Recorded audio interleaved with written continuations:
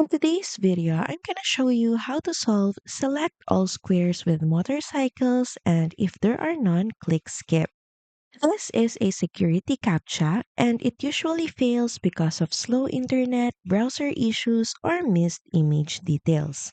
Make sure you select every square that shows any part of a motorcycle, even small wheels, mirrors, or handlebars. And if there are none, just click on the skip button. Now, if it keeps failing, just refresh on the captcha, and if you're on mobile, make sure to zoom in so you don't miss small details.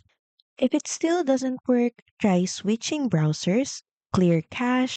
So if you're using a PC, on your browser, just click on the three dot icon at the top right corner of your screen, then click on delete browsing data. And from there, make sure that you clear your browser's cache.